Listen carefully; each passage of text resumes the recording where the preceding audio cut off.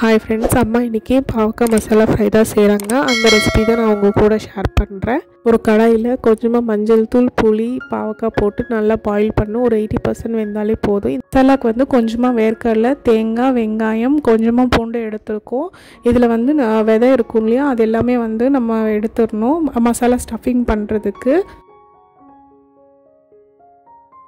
masala paste வந்து அரைக்க போறோம் ஃபர்ஸ்ட் வந்து தேங்காய் அரைச்சிட்டு அதுக்கு அப்புறம் வந்து வெங்காயம் வேர்க்கடலை எல்லாம் போட்டு அரைச்சிட்டு நல்லா பேஸ்ட் மாதிரி பண்ண போறோம்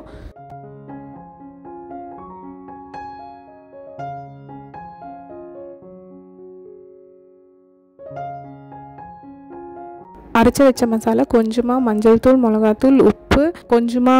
ஜிஞ்சர் garlic பேஸ்ட் போட்டு நல்லா மிக்ஸ் பண்ணிடலாம் கடாயில கொஞ்சமா எண்ணெய் ஊத்திட்டு சூடாகிறதுக்குள்ள நம்ம மசாலா ஸ்டஃப் பண்ணிடலாம்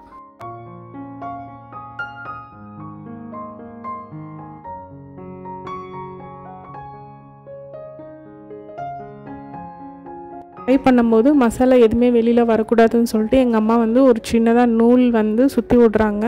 எல்லா பாவக்காய் வந்து மசாலா ஸ்டஃப் பண்ணிட்டோம் இப்போ வந்து எண்ணெய் சூடாயிடுச்சு நம்ம வந்து ஒரு பாவக்காய் வந்து pan குள்ள போட்டுட்டு கொஞ்சமா ஃப்ரை ஆனதுக்கு அப்புறம் ஒவ்வொண்ணா திருப்பி விடலாம்